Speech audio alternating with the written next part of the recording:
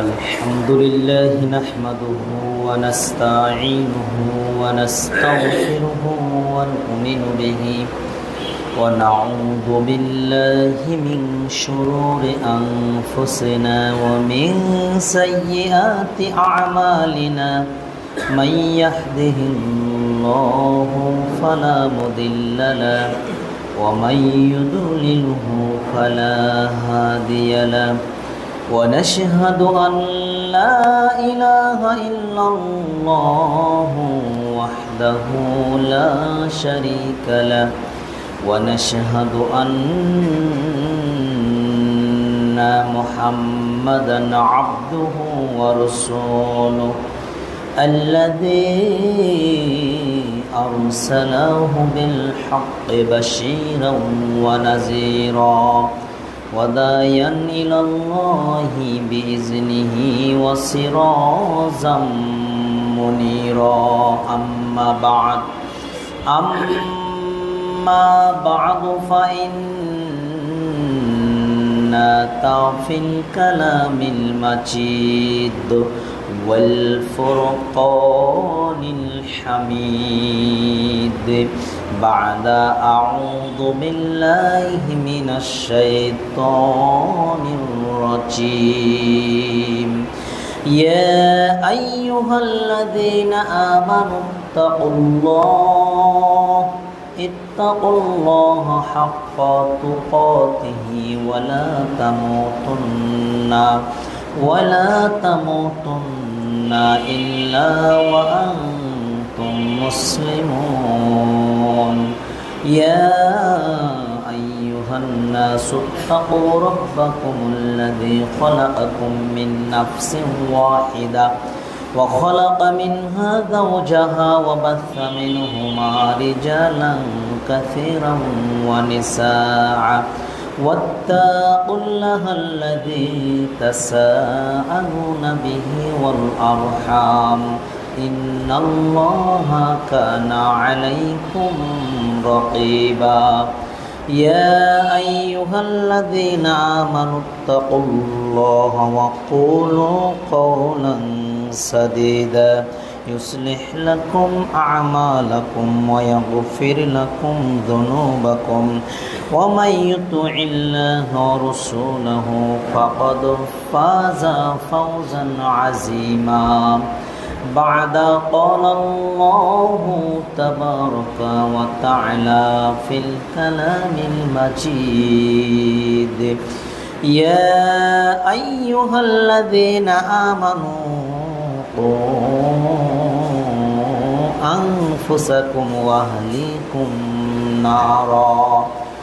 وأهليكم نارا وقودها الناس والحجارة بعد ولا تقربوا الفواحش ما ظهر منها وما بطن أخلق عن ثوبان مولى رضي الله تعالى عنه عن النبي صلى الله عليه وسلم أنه قال لا أعلمن أقوما من أمتي يأتون يوم القيامة بحسنات أمثال جبال تحامى بيضاء فيجعلها الله هباء منصورا قال ثوبان يا رسول الله صلى الله عليه وسلم سبهم لنا زلهم لنا علكون منهم ونحن لا نعلم قال ما إنهم إخوانكم ومن جلدتكم ويأخذون من الليل كما تأخذون ولكنهم أقوم إذا خلوا بمحارم الله انتهكوها رواه ابن ماجه عن عبد الله بن عمرو رضي الله تعالى عنه قال رسول الله صلى الله عليه وسلم من سمى الناس بعمله سمى الله بسمي خلقه وحقره وصبره رواه أحمد الحمد لله সমস্ত প্রশংসা যাবতীয় গুণগান সে আল্লাহ সুবহানাহু ওয়া তাআলার জন্য, যেই মহান রবের অশেষ দয়ায় আমরা এখনও সুস্থ রয়েছি, বেঁচে রয়েছি এবং জুমার দিনে মসজিদে আসার সুযোগ পেয়েছি। আল্লাহ সুবহানাহু ওয়া তাআলা আপনাকে আমাকে এই সুযোগ করে দিয়েছেন, সেই মহান রবের দরবারে যাবতীয় প্রশংসা বলে আলহামদুলিল্লাহ। অতঃপর দরুদ ও সালাম বর্ষিত হোক পৃথিবীর সর্বশ্রেষ্ঠ মহামানব, যার আদর্শে আদর্শিত হতে পারলে পরকালে মুক্তি পাওয়া যাবে, যে নবীর তরিকা, পথ ও পদ্ধতি মানা প্রত্যেকটি মুসলমানের জন্য বাধ্যতামূলক, যে নবীর কথাকে অপেক্ষা করে পৃথিবীর কোনো অলি আউলিয়া, দরবেশ, ঠাকুর, বুজুর্গানে দিন, পীর সাহেবের কথা চলবে না। একমাত্র শরীয়তের প্রবর্তক হিসেবে হযরত মুহাম্মদ সাল্লাল্লাহু আলাইহি ওয়াসাল্লামকে আল্লাহ সুবহানাহু ওয়া তাআলা প্রেরণ করেছেন। সেই মহান নেতা বিশ্ব নবীর উপর সংক্ষিপ্ত দরুদ পাঠ করছি বলি সাল্লাল্লাহু আলাইহি ওয়াসাল্লাম। সম্মানিত উপস্থিতি, আল্লাহ সুবহানাহু ওয়া তাআলা পৃথিবীতে মানুষ হিসেবে আমাদেরকে প্রেরণ করেছেন এবং আশরাফুল মাখলুকাত, সৃষ্টির সেরা জীব হিসেবে আল্লাহ সুবহানাহু ওয়া তাআলা আমাদেরকে বানিয়েছেন। এরপরেও এই সৃষ্টির সেরা জীবের বিচার হবে কিয়ামতের মাঠে। একদল জান্নাতে যাবে, আরেক দল জাহান্নামে যাবে। আল্লাহ সুবহানাহু ওয়া তাআলা আদম সন্তানকে জাহান্নামে দেবেন না প্রমাণ ছাড়া। প্রত্যেকটা ব্যক্তি, প্রত্যেকটা আদম সন্তান তার কৃত কর্ম অপরাধে প্রমাণিত হওয়ার পরে আল্লাহ সুবহানাহু ওয়া তাআলা তাকে জাহান্নামে দেবেন।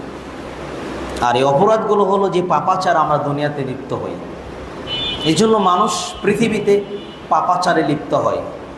একদল পাপাচারে লিপ্ত হয়, আর কিছু মানুষ আছে পাপ করে আল্লাহর কাছে ক্ষমা চায়, আবার তারা পরকালের সম্বলটাকে সঞ্চয় করে রাখে। পৃথিবীর মানুষগুলো পাপ যেগুলো আমাদের দ্বারা সংগঠিত হয়, এই পাপটা দু প্রকার। একটা সগীরা গুনাহ, যেটাকে আমরা বলি ছোট পাপ, আর একটা হলো কাবিরা গুনাহ, যেটা বড় পাপ। ছোট পাপগুলো আমলের মাধ্যমে, দানের মাধ্যমে, পরের উপকার করার মাধ্যমে এমনিতে আল্লাহ সুবহানাহু ওয়া তাআলা ক্ষমা করে দেন। কিন্তু কাবিরা গুনাহগুলোর জন্য আল্লাহ সুবহানাহু ওয়া তাআলার কাছে ইস্তেগফার করতে হয়, তওবা করতে হয়। এই পাপগুলো আবার দু প্রকার, সগীরা এবং কাবিরা। সমস্ত পাপগুলো দু প্রকার, একটা প্রকাশ্য পাপ আর একটা গোপনের পাপ। প্রকাশ্য পাপ কাবিরা গুনাহ হতে পারে, ছোট পাপও হতে পারে, বড় পাপও হতে পারে। গোপনের পাপ এটাও ছোট পাপও হতে পারে, বড় পাপও হতে পারে। এই গোপন পাপ যেটা সবচেয়ে বেশি ভয়াবহ, মানুষ প্রকাশ্যে পাপে জড়িত না হলেও শতকরা 95% থেকে শুরু করে প্রায় শতকরা 99% মানুষ গোপন পাপের সাথে রিলেটেড, অল্প অথবা বেশি, সগীরা অথবা কাবিরা, গোপন পাপের সাথে সে রিলেটেড রয়েছে। কারণ আল্লাহ নবী সাল্লাল্লাহু আলাইহি ওয়াসাল্লাম বলছেন, কুল্লু বানি আদম খাত্তা ওয়া খায়রুল খাত্তাঈনা আত-তাওয়াবুন। আদম সন্তান বলতেই পাপী। এই পাপীদের মধ্যে এই ব্যক্তি উত্তম, যে ব্যক্তি পাপ করার পরে আল্লাহর কাছে ক্ষমা চান। তা আজকের খুতবার সংক্ষিপ্ত সময় যে বিষয়টা আমরা জানবো, যে গোপন পাপটা কি এবং এই পাপের ভয়াবহতা শরীয়তের দৃষ্টিতে কতটুকু, এ সম্পর্কে আমরা সংক্ষিপ্ত আলোচনা শুনবো ইনশাআল্লাহ। ওয়া মা তাওফীক ইল্লা বিল্লাহ, আলাইহি তাওয়াক্কালতু ইলাইহি উনীব।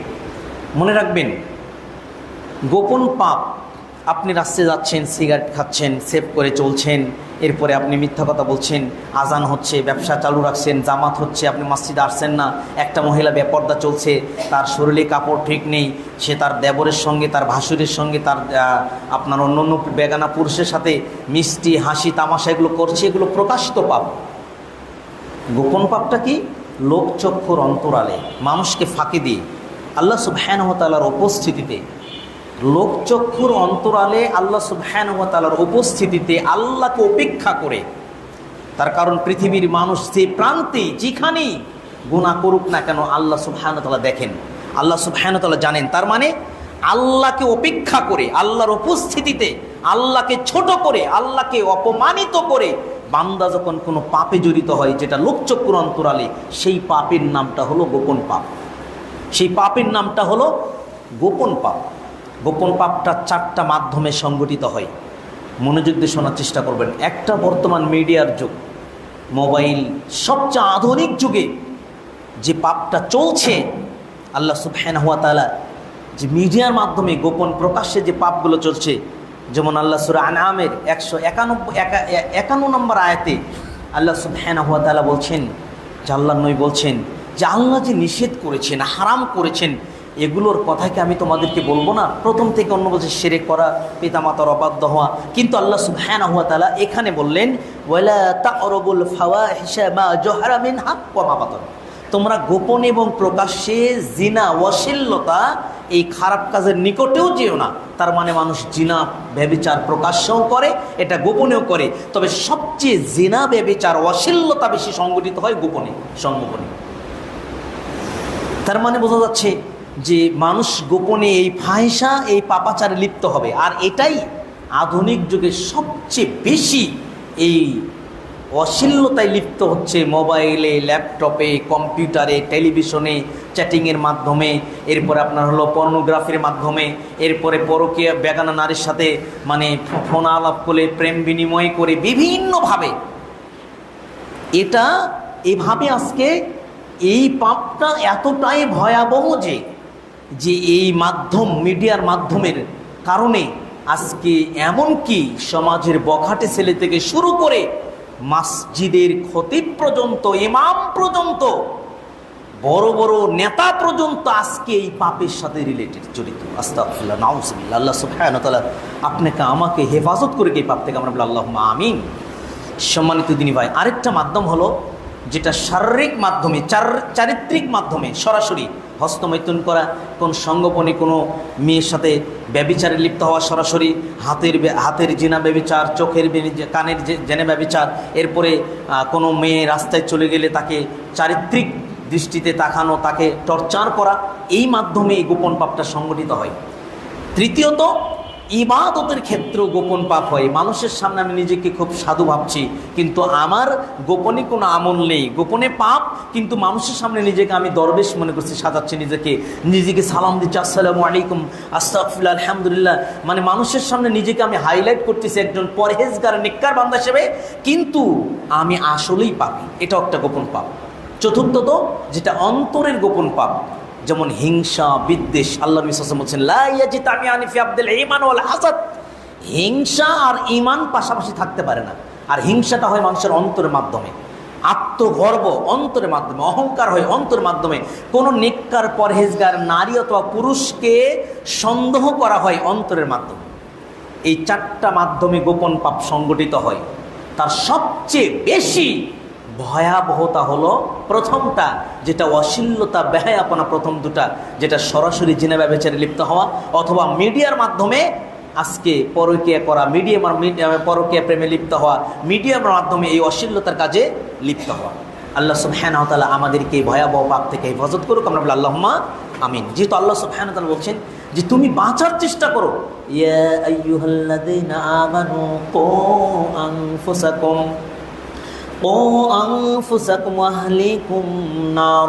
তুমি নিজেকে জাহান্নামের আগুন থেকে বাঁচাও। যেই জাহান্নামের জ্বালানি হবে মানুষ এবং পাথর, যেই জাহান্নামে নিযুক্ত রয়েছে এত মানে কঠিন হৃদয়ের, কর্কশ স্বভাবের, কঠিন হৃদয়ের ফেরেশতা, যারা তোমার আকুতি শুনবে না, যারা তোমার মিনতি শুনবে না, ওই ফেরেশতাগুলো একমাত্র আল্লাহ সুবহানাহু ওয়া তাআলার হুকুমকে মান্য করে পৃথিবীর এই পাপাচার ব্যক্তিদেরকে শাস্তি দেবে। সেই জাহান্নাম থেকে নিজেকে বাঁচাও। এই জন্য আমাদের উচিত হবে এই গোপন পাপ থেকে নিজেকে সেভ করা, নিজেকে রক্ষা করা। তাছাড়া এর ভয়াবহতা অনেক অনেক বেশি। অতএব আমরা হয়তো ৯-১০টি কারণ, ভয়াবহতার কারণ উল্লেখ করব, শেষের দিক থেকে আসে। তার মধ্যে একটা হলো, যারা এই মানে গোপন পাপের সাথে জড়িত হবে, আল্লাহ সুবহানাহু ওয়া তাআলা তাকে যে নিয়ামত দিয়েছেন, আমাদের জীবনের সুখ, শান্তি, রিজিক, মেধা, এরপর আপনার সুস্থতা, ইবাদত করার সুযোগ পাওয়া ইত্যাদি হলো আল্লাহ সুবহানাহু ওয়া তাআলার পক্ষ থেকে একটা নিয়ামত। এই যে আমি সঠিকভাবে সিজদা করতে পারছি, তার কারণ আপনি 2 হাতে ভর দিতে পারছি। কিন্তু দেখলাম গতকালকেই আমি যেখানে 5 ওয়াক্ত সালাত আদায় করি, একটা যুবক দাঁড়িয়ে রেখেছে, আলহামদুলিল্লাহ, তার একটা হাত এখান থেকে নেই, সে সিজদা দিচ্ছে। কতটা কষ্ট হচ্ছে, এক হাতের উপর সিজদা দিচ্ছে। আমরা অন্তত যখন সিজদাটা দেই 2 হাতের উপর হাত রাখে, এরপরেও কিন্তু আমাদের হাতটা লেগে যায়, তাই না? লেগে যায়। কারণ আমরা যারা সঠিকভাবে সিজদা দেব, একটু দূরে দেখবেন আমাদের হাতটা লেগে যাবে। তো ভাবলাম যে আল্লাহ সুবহানাহু ওয়া তাআলা ওর চাইতে আমাদেরকে কত ভালো রেখেছেন। তার মানে আমরা যে সঠিকভাবে ইবাদত করতে পারছি, এটা আল্লাহ সুবহানাহু ওয়া তাআলার পক্ষ থেকে বড় একটি নিয়ামত আমরা ভোগ করছি। কিন্তু বান্দা যখন ইবনুল কাইয়িম রাহিমাহুল্লাহ বলছেন, বান্দা যখনই গুনাহ করবে, যে সেই গুনাহের পরিমাণ অনুযায়ী আল্লাহ সুবহানাহু ওয়া তাআলা তার কাছ থেকে কোনো একটা নিয়ামতকে আল্লাহ উঠিয়ে নেবেন। হয়তো ইবাদতের নিয়ামত, হয়তো সন্তানের সুখ শান্তির নিয়ামত, হয়তো বা রিজিকের নিয়ামত, হয়তো ব্যবসার নিয়ামত, অথবা সন্তানদের যে নিয়ামত এটা উঠিয়ে নেবে। বান্দা যখনই পাপাচার করবে তখনই আল্লাহ সুবহানাহু ওয়া তাআলার কাছ থেকে একটা নিয়ামত উঠিয়ে নেবেন। ফজাইল ইবনে ইয়াস রাহিমাহুল্লাহ তিনি বলছেন, কুপ্রবৃত্তি তার মানে কামনা বাসনা যার ওপর বিজয়ী হয় তার থেকে তাওফিকের সরবরাহ বন্ধ করে দেওয়া হয়। তার মানে পাপ করার কারণে নেক কাজের সুযোগ তার কাছ থেকে কেড়ে নেওয়া হয়। যার বাস্তব প্রমাণ দিয়েছেন যে সুফিয়ান সাউরি রাহিমাহুল্লাহ, যিনি 97 হিজরিতে জন্মগ্রহণ করেছিলেন এবং 161 হিজরিতে মৃত্যুবরণ করেছেন। তিনি সেই সময় আমরা সবচেয়ে বড় ইমাম মনে করি আবু হানিফা রাহিমাহুল্লাহ, যাকে মনে করি যিনি 80 হিজরিতে জন্মগ্রহণ করে 150 হিজরিতে মৃত্যুবরণ করেছেন। ওই সময়কার এই মুহাদ্দিস, এই জ্ঞানী ব্যক্তি, পরহেজগার ব্যক্তি তিনি ছিলেন সুফিয়ান সাউরি রাহিমাহুল্লাহ। আব্দুল কাদের জিলানীর তার লিখিত গ্রন্থ গুনিয়াতুত তালিবিন দ্বিতীয় খণ্ডের 155 পৃষ্ঠা উল্লেখ করা হয়েছে। সুফিয়ান সাউরি বলছেন যে একটি ছোট পাপের কারণে আল্লাহ সুবহানাহু ওয়া তাআলা আমাকে 5 মাস কিয়ামুল লাইল থেকে বিরত রেখেছিলেন। সুফিয়ান সাউরি বলেছেন, একটা ছোট পাপের কারণে আমি 5 মাস তাহাজ্জুদের সালাত করতে পারিনি, 5 মাস রাতে ইবাদত করতে পারিনি। যখন তাকে প্রশ্ন করা হলো, তোমার এই ছোট পাপটা কি ছিল? তখন সে বলল, একজন ব্যক্তি আল্লাহর কাছে কান্না করছিল, হাও মাও করে আল্লাহর কাছে কান্না করছে। তখন আমার অন্তরটা বলে ফেললো সে মনে হয় অভিনয় করছে, সে তো অরিজিনালি কান্না করছে না। এই যে তার কান্নাটা সঠিক ছিল, কিন্তু আমার অন্তরে তার প্রতি একটা খারাপ ধারণা প্রকাশ করেছিল, সে মনে হয় অভিনয় করে কান্না করছে। এই ছোট্ট একটা অনুমান, অন্তরের এই ধারণা করার কারণে আমি সুফিয়ান সাউরি 5টি মাস তাহাজ্জুদের সালাত থেকে আল্লাহ আমাকে বঞ্চিত রেখেছিল। এটা একজন মুহাদ্দিস ব্যক্তির জন্য এই পরিমাণ হয়, তাহলে আপনার আমার দ্বারা কত গুনাহ হচ্ছে, কত চোখের জেনা হচ্ছে, অন্তরে জেনা হচ্ছে, গোপনে কত পাপ আমি করছি। এই জন্যই তো আমি এই ইবাদত থেকে বঞ্চিত, আমি তাহাজ্জুদ থেকে বঞ্চিত, আমি রাতে কোরআন তেলাওয়াত থেকে বঞ্চিত, আমি রাতে যে অজু করে ঘুমাবো সেখান থেকে বঞ্চিত, আমি রাতে যে আপনার সূরা মুলকটা তেলাওয়াত করে ঘুমাবো সেখান থেকে বঞ্চিত। অন্তত সপ্তাহে একদিন সূরা আপনার কাহাফটা জুমার দিনে তেলাওয়াত করতে হয়, এখান থেকে বঞ্চিত। অন্তত 10টি আয়াত, 5টি আয়াত তো জুমার দিনে সূরা কাহাফ আমরা ফজরের পর থেকে জুমার মাঝখানে আমরা তেলাওয়াত করব, এই নিয়ামত থেকেও আমরা অনেকেই বঞ্চিত। বুঝতে হবে আপনার এই 4টা মাধ্যমের কোন একটা মাধ্যমের পাপ আপনার মধ্যে আছে। আমি বলছি না আপনি জেনে বিচার করেন, আমি দেখেন আপনি অন্তরটা নিয়ে চিন্তা গবেষণা করেন, এর মধ্যে আপনি পতিত হয়েছেন। এজন্য আপনি শুনছেন খুতবা, কিন্তু এটা আপনার ইফেক্ট করছে না। সম্মানিত দিনী ভাই, অতএব আল্লাহ সুবহানাহু ওয়া তাআলা আপনাকে আমাকে এই গোপন পাপের ভয়াবহ দাবানল থেকে হেফাজত করুক, আমরা বলি আল্লাহুম্মা আমিন। এরপরে মানুষের অন্তরের মহব্বত উঠে যাওয়া, দেখবেন মানুষকে ভালোবাসবে, আর এই ভালোবাসাটা একটা হারাম ভালোবাসা, যেটা ফাহিশা। একটা বেগানা নারীকে একটা বেগানা পুরুষ ভালোবাসবে, এটা মানে হারাম ভালোবাসা।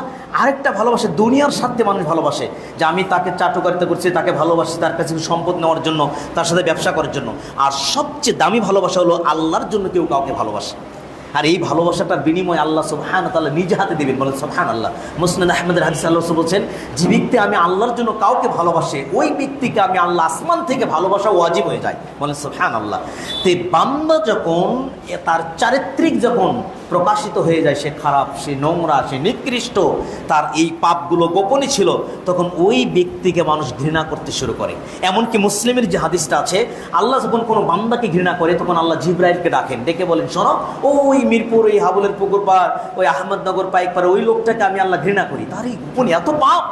তখন জিবরাইলকে বলে, জিবরাইল বলে যে আমিও তাকে ঘৃণা করি, এবং সমস্ত ফেরেশতাকে জিবরাইল ডেকে বলে, অমুক ব্যক্তিকে আল্লাহ ঘৃণা করে, আমি ঘৃণা করি, তুমিও ঘৃণা করো, এবং জমিনবাসীকে ওই ব্যক্তির প্রতি একটা ঘৃণা তৈরি করে দেয়। এই জন্য যারা গোপনে পাপ করে তাদের সবচেয়ে বড় একটা অপরাধ হলো যে যারা গোপন পাপ করে তাদেরকে মুমিন ব্যক্তি অন্তর থেকে ঘৃণা করে। বিশিষ্ট সাহাবী আবু দারদা রাদিয়াল্লাহু তাআলা বলছেন, হিলিয়াতুল আউলিয়ার প্রথম খণ্ডে 215 পৃষ্ঠা বলছেন, প্রত্যেক ব্যক্তির একটা বিষয়ে সতর্ক থাকা উচিত, যেন মুমিনদের অন্তর তাকে ঘৃণা করতে শুরু না করে, অথচ সে টের পায় না। এরপর তিনি প্রশ্ন করলেন, তুমি কি জানো সেটা কি? বর্ণনাকারী বললেন, না। তখন আবু দারদা রাদিয়াল্লাহু তাআলা বলছেন, বান্দা যখন নির্জনে, বান্দা যখন গোপনে আল্লাহর অবাধ্য হয়ে, আল্লাহ আমরা গোপনে পাপ করলো আমরা আল্লাহ জানে, বান্দা যখন নির্জনে আল্লাহকে অপেক্ষা করে যখন পাপাচারে লিপ্ত হয়, তখন মহান আল্লাহ মুমিনদের অন্তরে তার প্রতি বিদ্বেষ, তার প্রতি ঘৃণা ঢেলে দেন এবং ওই ব্যক্তিকে মানুষ ভালোবাসে না। এই জন্য যারা গোপনে পাপ করবে তাদেরকে আল্লাহ ভালো ঘৃণা করে, জিব্রাইল ঘৃণা করে, ফেরেশতা মণ্ডলী ঘৃণা করে এবং মানুষও তাকে ঘৃণা করবে। এই যে ওই যে একটা কথা আছে, চোরের একদিন 10 দিন গারিস্তার একদিন, একটা কথা আছে না, গোপনে পাপ করতে করতে এমন বর্তমান মিডিয়ার যুগ, এই যে মোবাইলে দেখা যাচ্ছে ভাইরাল হয়ে গেছে অমুক মসজিদের ইমাম আস্তাগফিরুল্লাহ নাউজুবিল্লাহ যে পাপ কাজ করতে তো গিয়ে ধরা পড়ে গেছে। এখন ওই মসজিদের ইমাম মুসল্লি, এই যে গত কয়েকদিন আগে মেহেরপুরে একটা মসজিদের ইমাম, এই যে বিশ্বকাপ খেলা হচ্ছে, ওনাকে একটা প্রবাসীর স্ত্রী ঘরে গিয়ে উঠেছে। এখন ওই মুসল্লিরা বলতেছে যে তুমি এত খারাপ যে আমাদের মসজিদে, যেই মসজিদে তুমি 10-15 বছর চাকরি করছো, সেই মসজিদের মুসল্লির স্ত্রীর বাড়িতে গিয়েও তুমি অপরাধে জড়িত হচ্ছ, তোমার মতো নিকৃষ্ট বেহায়া বিদ্যার নেই। এবার বলেন তো, ওই লোকটা যতদিন বেঁচে থাকবে ওই পুরো এলাকার মুসল্লি তাকে ঘৃণা করবে। এটা হলো গোপন পাপের ভয়াবহতা, যে তার প্রতি একটা হিংসা, মানুষের প্রতি একটা ঘৃণা জন্ম নেয়। ঠিক এমনি করি আপনার আমার যে গোপন পাপ রয়েছে, এই জন্য আমি একবার সম্ভবত যে গোপন আমলের আলোচনা বলেছিলাম, জনৈক মুহাদ্দিসিন বলেছে যে আমার গোপন পাপের যদি ঘৃণা থাকতো তাহলে আমার কাছে কেউ থাকতে পারতো না। তার গোপন পাপ এভাবে মানুষকে পাকড়াও করে, গোপন পাপ এভাবে মানুষকে পাকড়াও করে। আর এটা প্রত্যেকটা আমি মনে করি আমাদের মধ্যে রয়েছে, কম অথবা বেশি। আল্লাহ আপনাকে আমাকে হেফাজত করে এই পাপ থেকে, আমরা বলি আল্লাহুম্মা আমিন। এরপরে ইবাদতের যে একটা স্বাদ, ইবাদত করলে শান্তি পাই। দেখবেন আপনারা নিয়মিত ইবাদত করছেন, ফরজ সালাতের জামাত যখন আপনি পড়বেন একটা অন্তরে তৃপ্তি এসে যাবে, তাই না? কোরআন তেলাওয়াত করবেন, অন্তরে একটা তৃপ্তি এসে যাবে। কিন্তু যারা গোপনে এই পাপাচারে লিপ্ত হয়, তাদের ইবাদত করে তাদের অন্তরে কোনো শান্তি তারা পায় না। ইবাদত গোপন সবচেয়ে গোপন পাপের ভয়াবহ একটা মারাত্মক গুণাগুণ হলো যে ইবাদত করে সে শান্তি পাবে না, ইবাদতের মিষ্টতা সে হারিয়ে ফেলবে। বিশর ইবনুল হারেস রাহিমাহুল্লাহ বলেছেন হিলিয়াতুল আউলিয়া গ্রন্থের 8ম খণ্ডে 354 পৃষ্ঠায়, তিনি বলছেন বান্দা ততক্ষণ পর্যন্ত ইবাদতের স্বাদ পাবে না যতক্ষণ না সে নিজের এবং কুপ্রবৃত্তির কামনার মাঝখানে একটা লোহার ওয়াল উঠিয়ে ফেলে। তার আপনার মন চাবে একটু পরকীয়া করার জন্য, মন চাবে একটু মোবাইলে পর্নোগ্রাফি দেখার জন্য, মন চাবে টেলিভিশনে নগ্ন ছবি দেখার জন্য, মন চাবে আপনার শালিকার দিকে তাকানোর জন্য, মন চাবে একটা বেগানানার দিকে তাকানোর জন্য।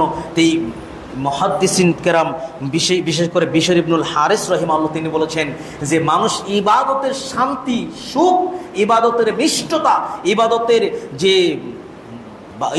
যে মিষ্টতা, ইবাদতের যে শান্তি, এটা ততক্ষণ পর্যন্ত বান্দা পাবে না যতক্ষণ না তার মাঝখানে আর তার কুপ্রবৃত্তির মাঝখানে একটা ওয়াল তুলে দেয়। এই জন্য আপনার মন কখনো এই পরকীয়া, এই আপনার হলো পর্নোগ্রাফি, অন্যায়, অশ্লীলতা এবং অন্যান্য গোপন পাপ থেকে আপনাকে দূরে থাকতে হবে, তাহলে আপনি ইবাদতের স্বাদ পাবেন।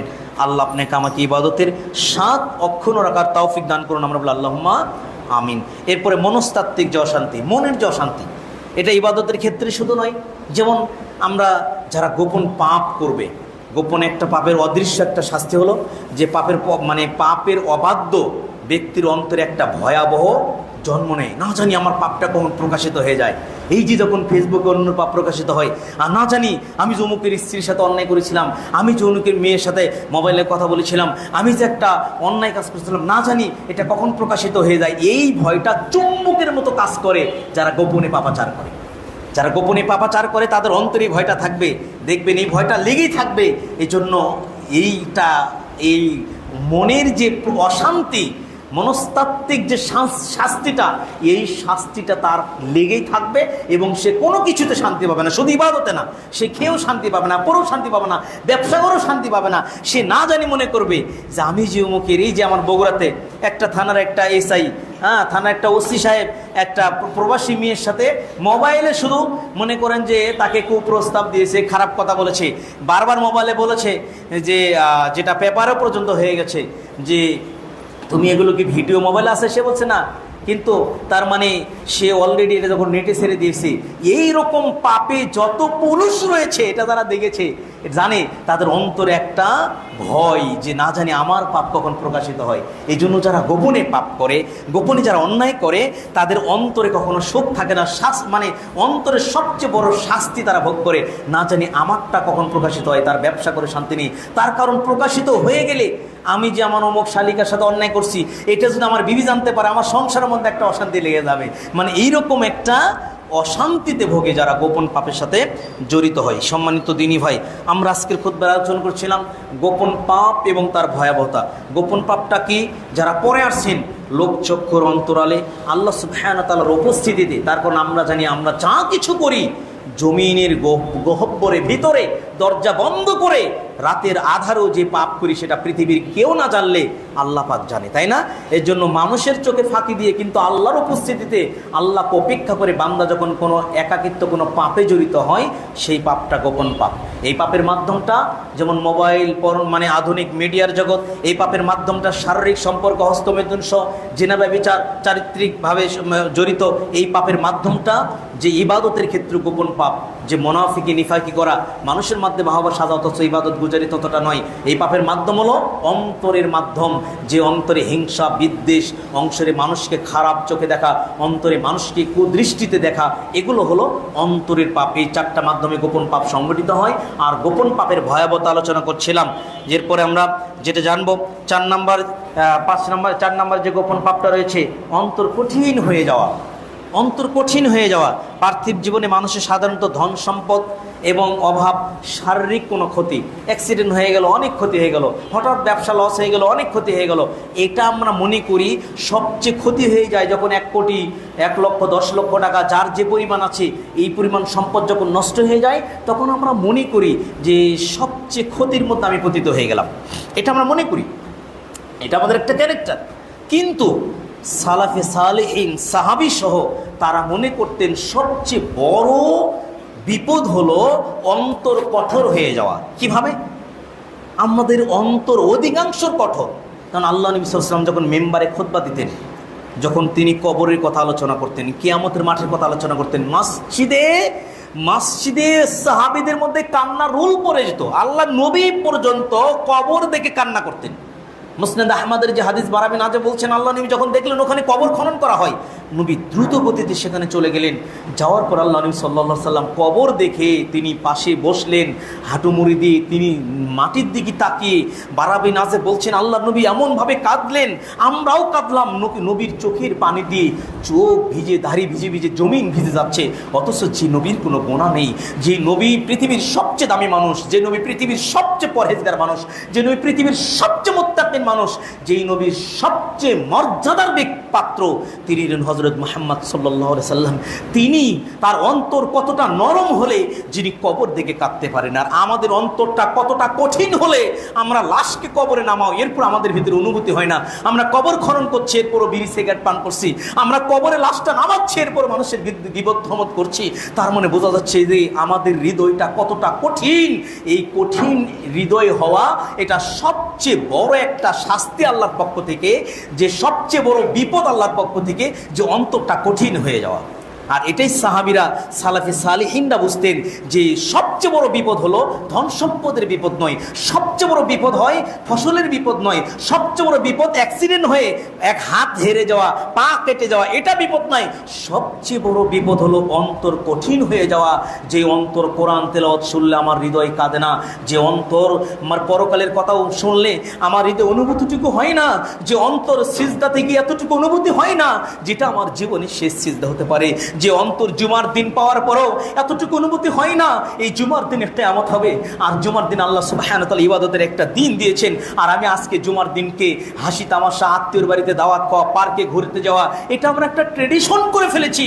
যে জুমার দিন মানেই, শুক্রবার মানেই মনে হচ্ছে যে সাপ্তাহিক আনন্দের দিন, শুক্রবার মানেই পিকনিকের দিন, শুক্রবার মানেই পার্কে যাওয়ার দিন, শুক্রবার মানেই মেহমানবাড়ির দিন। অথচ শুক্রবারের দিনকে যে একটা ইবাদতের জন্য আল্লাহ সুবহানাহু ওয়া তাআলা আদম সন্তান মুসলমানদের জন্য দিয়েছে, এটা আমরা হারিয়ে ফেলেছি। সম্মানিত দিনী ভাই, আমি আপনার প্রতি অনুরোধের জন্য প্রখ্যাত তাবি মালিক বিন দিনার রাহিমাহুল্লাহ তিনি বলেছেন, হিলিয়াতুল আউলিয়া গ্রন্থের 6ষ্ঠ খণ্ডের 227 পৃষ্ঠায় তিনি বলছেন, নিশ্চয় অন্তর ও দেহের উপর আল্লাহর পক্ষ থেকে কিছু শাস্তি আল্লাহ দেন, দেহ আর অন্তর। আর তিনি বলছেন, যেমন জীবন যাপনের সংকীর্ণতা, ইবাদতের ক্ষেত্রে অলসতা করা, এটা হলো দেহের শাস্তি।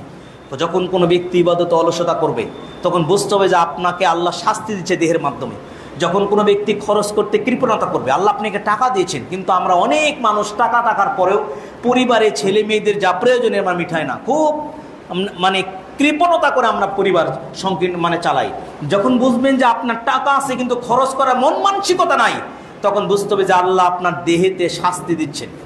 আর অন্তরের শাস্তিটা হলো যে অন্তর কঠোর হয়ে যায়, যে অন্তর কোরআন তেলাওয়াত শুনলে বিগলিত হয় না, যে অন্তর কবর দেখলে বিগলিত হয় না, যে অন্তর জাহান্নামের কথা শুনলে বিগলিত হয় না, এটা হলো অন্তরের শাস্তি। আর এই শাস্তি আমরা প্রায় ভুগছি, এই জন্য আমাদের হৃদয়টা নরম হয় না, এই জন্য আমরা সিজদা থেকে চোখের পানি পড়ে না, এই জন্য আমাদের শেষ বৈঠকে আমরা মনে মনে ভাবি কত দ্রুত ইমাম সাহেব সালাম ফিরবে, সালাম ফিরে না কেন, অথচ আল্লাহ নবী সাল্লাল্লাহু আলাইহি ওয়াসাল্লামের মতো মানুষ, তিনি শেষ বৈঠকে আম্মাজান আয়েশা বলেছেন আল্লাহ নবী 4টা বিষয়ে দোয়া করতেন, আল্লাহুম্মা ইন্নী আউযু বিকা মিন আযাবি জাহান্নাম ওয়া আউযু বিকা মিন আযাবিল কবর ওয়া আউযু বিকা মিন ফিতনাতিল মাসিহিদ দাজ্জাল ওয়া আউযু বিকা মিন ফিতনাতিল মাহইয়া ওয়াল মামাতি। অথচ আমরা জুমার দিনে আসছি, আমাদের এটা যারা আগে আসি একটু আমাদের মনে করি যে হুজুর কেন খুতবা দ্রুত শেষ করে না, কেন তাড়াতাড়ি 2 মিনিট লেট হয়ে গেল, কেন সালাত এত দীর্ঘ হলো, কেন তো তাড়াতাড়ি সালাম ফিরে না। এজন্য দেখবেন একটা ট্রেডিশন হয়ে গেছে জুমার দিনে, জুমার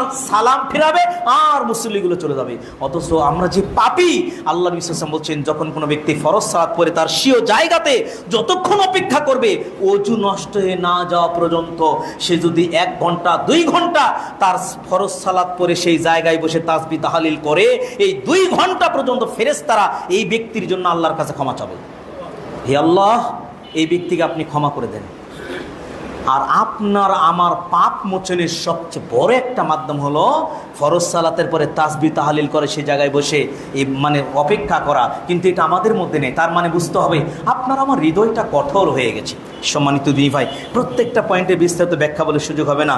এরপরে যে ইবাদতের তৌফিক, অনেক সময় আমরা মনে করি যে আজকে একটু কোরআন তেলাওয়াত করব, আমরা পারি না। অনেক সময় মনে করি যে আজকে একটা ইসলামী হালাকায় উপস্থিত হব। এই যে আমরা মনে করেন যে আপনার আজকে আমরা অনেকেই যারা ফেসবুক চালান, মসজিদের পেজ রয়েছে, আজকে আমরা মাগরিবের পরে এখানে আমি 1 ঘন্টার মতো আলোচনা করব। আজকে আমাদের যে হালাকাটা এখানে হবে, আলোচনা বিষয়টা হলো যে পিতামাতার অবাধ্য সন্তানের দুনিয়াবি এবং পরকালীন যে পরিণতিটা কী হবে। একজন সন্তান যখন পিতামাতার অবাধ্য হয় তার দুনিয়াবি পরিণতি কেমন হবে এবং আখিরাত পরিণতি কেমন হবে, কোরআন হাদিস থেকে এটা আলোচনা হবে। ইনশাআল্লাহ যাদের সুযোগ হবে অন্তত আসবেন। কিন্তু আপনার তৌফিক নষ্ট হয়ে যায়। বান্দা যখন অন্তরে পাপাচারে লিপ্ত হয় তখন ওর টার্গেট থাকে যে আমি যতক্ষণ পর্যন্ত এই হালাকায় উপস্থিত হব, যতক্ষণ পর্যন্ত আমি একটা ওয়াজ শুনবো, ততক্ষণ সে মোবাইলে ফেসবুক চালিয়ে সময় নষ্ট করবে, সে পর্নোগ্রাফিতে সময় নষ্ট করবে, আপনার হলো ওই যে বেগানা নারীর সাথে কথা বলে সময় নষ্ট করবে, সে একটা সিনেমা দেখে সময় নষ্ট করবে, সে একটা নাটক দেখে সময় নষ্ট করবে। তার বুঝতে হবে এই পাপটা তার ইবাদত করার তৌফিক তাকে বঞ্চিত, ইবাদত তৌফিকটাকে হারিয়ে ফেলেছে। এই জন্য যে ইবাদতের তৌফিক লাভ করা এটা আল্লাহর পক্ষ থেকে একটা নিয়ামত, যেটা গোপন পাপের মাধ্যমে বান্দা হারিয়ে ফেলে। আল্লাহ আপনাকে আমাকে ইবাদত করার তৌফিক দান করুন, আমরা বলি আল্লাহুম্মা আমিন।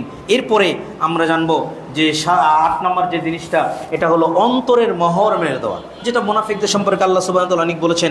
আমরা জানি যদিও যে অন্তর একদম কালিমালিপ্ত হয়ে যাওয়া, রাসূলুল্লাহ আমরা বলি সাল্লাল্লাহু আলাইহি ওয়াসাল্লাম বলেছেন, মুসলিমের 144 নম্বর হাদিস, মানুষের হৃদয়ে ফিতনাসমূহ এমনভাবে প্রবেশ করে যেমন আঁশ একটির পর আরেকটি বিছানো হয়। আঁশ বুঝেন না?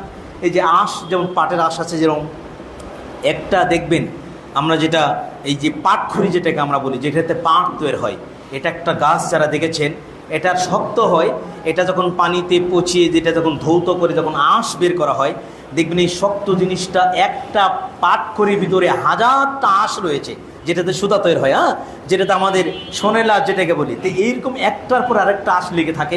ঠিক তেমনই যে মানুষ যখন পাপাচারে লিপ্ত হয়, হৃদয়ের ফিতনার মধ্যে একটা ফিতনা হলো যে একটি আঁশের পর আরেকটা আঁশ যেমন লেপ্টে থাকে, ঠিক তেমনই এটা হৃদয়ের ফিতনা। যে হৃদয়ের রন্ধ্রে রন্ধ্রে তা প্রবেশ করে তাতে একটি কালো দাগ পড়ে। মানুষের হৃদয়ে ফিতনা, পাপাচারগুলো কোনো ব্যক্তির হৃদয়ে যখন প্রবেশ করে তখন সেই হৃদয়টা একটা কালো দাগ পড়ে যায়। আর যে অন্তর তাকে জায়গা দেয় না সেই অন্তরটা সাদা দাগ পড়ে যায়। যে অন্তর পাপকে জায়গা দেয় না সেই অন্তরে পাপের আশ থাকে না, সেই অন্তরটা হয়ে যায় আল্লাহর পক্ষ থেকে একটা নিয়ামতপূর্ণ অন্তর, যেটা আমরা মুতমাইন্না বলি। নাফসুল মুতমাইন্না আমরা আছে না, একটা প্রশান্তির অন্তর যেটাকে আমরা বলি। আর যে অন্তরটা পাপকে প্রশ্রয় দেয়, যে অন্তরটা পাপকে আশ্রয় দেয়, এই অন্তরটা হয়ে যায় আপনার মনে করেন যে একদম কালিমাযুক্ত, মোহর মেরে দেওয়া হয় সে অন্তরে। এরপরে যেমন আল্লাহ নবী সাল্লাল্লাহু আলাইহি ওয়াসাল্লাম তিরমিজির একটা হাদিসে বলছেন, বান্দা যখন একটা গুনাহ করে তখন তার অন্তরে একটা কালো দাগ পড়ে যায়, যখন বান্দা আরেকটা ক্ষমা চায় সে দাগটা উঠে যায়, আবার একটা পাপ করে গুনাহ করতে করতে যখন সে বেশি গুনাহ করে পারে তখন তার অন্তরটা এক প্রকার মোহর মেলে দেওয়া হয়। এরপরে বলা হচ্ছে যে সে আবার পাপ করে হয়। আর এটাই সেই মরিচা। আল্লাহ সুবহানাহু ওয়া তাআলা বলছেন কখনো নয়, তাদের কৃত কর্মের কারণেই, তারা বারবার পাপের কারণেই তাদের এই অন্তরটি মরিচিকা পড়ে গেছে। সম্মানিত দিনী ভাই, এই জন্য অন্তরে মোহর পড়ে যায় যখন আমরা পাপগুলো করি। আর এই পাপটা বেশি সংগঠিত হলো আপনার আমার গোপন পাপের কারণে। আমরা প্রকাশ্যে পাপ করলে অনুমতি লাগে, আমি পাপ করলাম, অনুমতি দেখে ফেললো, এটা হলো পাপ করলাম না, মানুষের সামনে পাপ করো না। কিন্তু গোপন পাপটা এটা কন্টিনিউ করতে থাকে বান্দারা। সম্মানিত দিনী ভাই, যারা খুতবার আলোচনা শুনছেন, আমি আপনাদের দৃষ্টি আকর্ষণ করছি যে আজকের খুতবার যে বিষয়টা আলোচনা হচ্ছে সেটা হলো গোপন পাপ, সংগোপনে গুনাহ করা। এই গোপন পাপটা কবিরাও হয়, এই গোপন পাপটা কাবিরাও হয়, সাগিরাও হয়, ছোট পাপও হয়, বড় পাপও হয়। গোপন পাপটা কি জিনিস?